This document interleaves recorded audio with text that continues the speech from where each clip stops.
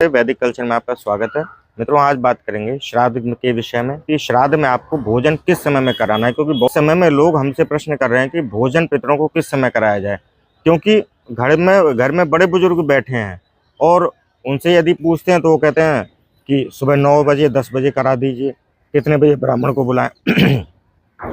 तो घर के बड़े बुजुर्ग ही आजकल गलत परंपरा डाल रहे हैं, तो शास्त्रों के नियम के विरुद्ध आचरण कर रहे हैं।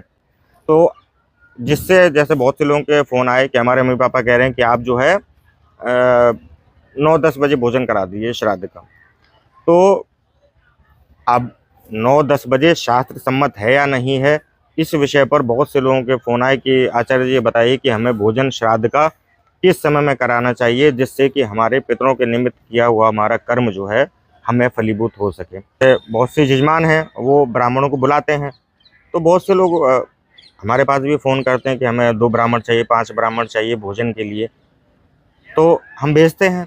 लेकिन व्यक्ति जो है, अब यदि भोजन का समय पूछते हैं तो व्यक्ति कहता है कि 9 बजे से 9:30 बजे 10 बजे तक भेज दीजिए, क्योंकि जो है हमें जो है दवाई लेनी पड़ती है और हमें जो है जल्दी भोजन का कर लेते हैं हम लोग, या जल्दी हमारा नाश्ता पानी का टाइम हो जाता है। क्योंकि जब तक पितरों के निमित्त उनको भोजन नहीं करा देंगे, ब्राह्मण भोजन नहीं हो जाएगा, तब तक जो है हम जो है भोजन या नाश्ता ब्रेकफास्ट इत्यादि नहीं कर पाएंगे, हमें दवाई लेनी होती है।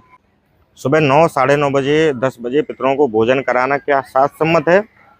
मित्रों, 9:30 10 बजे हमारे शास्त्रों में नियम है, धर्म सिंधु में लिखा है, निर्णय सिंधु में लिखा है कि पितरों के निमित्त जो भी हम भोजन कराते हैं वह मध्याह्न काल में होना चाहिए। मध्याह्न काल का मतलब है 12 बजे से लेकर 3 बजे तक है, लेकिन आप 11:30 बजे से लेकर और 2 या 2:30 बजे तक पूर्ण मान लें।